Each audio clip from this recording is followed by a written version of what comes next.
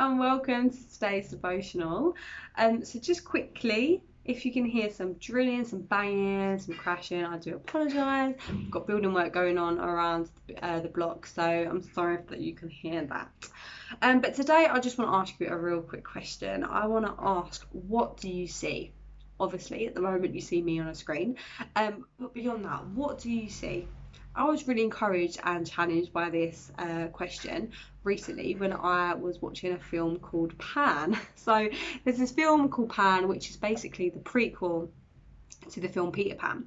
So it talks about and shows all the life of Peter Pan and Captain Hook before the original film of Peter Pan, who they were to each other, who they were in the world, and it's actually a really cool film. So if you want to check it out, it should still be on Netflix. It might be gone by now, but anyway, these kind of films always have the same kind of theme running through, and I don't know if you've noticed this, but I really noticed this a lot in this film. So you usually have, the bad guys and the good guys. They're always having some fight or something, and in this particular situation, Peter Pan was fighting with this enemy, and you know what it's like. The good guys winning, and it's looking really good, and then in a moment of weakness when he's not looking, or something distracts him, the bad guy gets the upper hand and takes the opportunity and is now winning. He's got the advantage, and that's it. Peter Pan gives up. He looks like he's given up. He's like, that's it,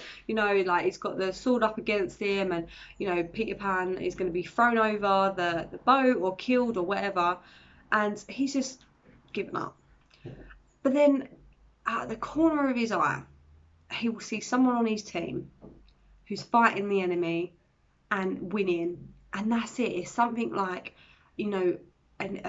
just something, encouragement, some kind of massive courage that just comes upon him, and that's it. He pushes off the enemy, and he fights back, and ultimately wins the battle, and it's all happy days. And I was just so like, oh my days, yeah, like this happens all the time in films, and God really spoke to me through this, because it was like, actually, this happens in life too. When we see someone else winning, it encourages us, it spurs us on to keep doing the things that we're doing and keep fighting the fight that we're fighting.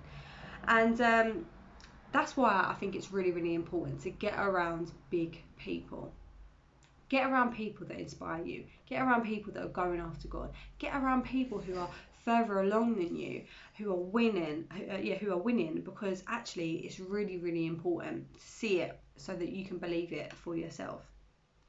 And I had a similar situation like this recently. I met with someone who I hadn't seen since like way before lockdown, like in February of last year, and hearing what she's been up to recently and what she's doing for God, how she's just living by faith, and how she's pursuing these massive dreams and ideas, it was so inspiring. I come away so encouraged.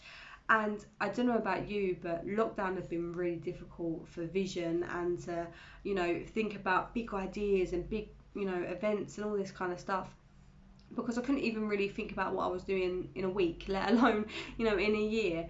So that has been really good for me recently, like getting around other people who are just really going for God, because I bounce ideas off, I get encouraged, I get inspired, and I can see it, and that means I can believe it for myself. And I've been reading through the book of Samuel as well, and I've got to the point where David has been brought into Saul's presence to play the harp for him, and for when this distressing spirit comes upon him. So when David plays the harp, the spirit, leaves, and Saul feels great, and it's all great.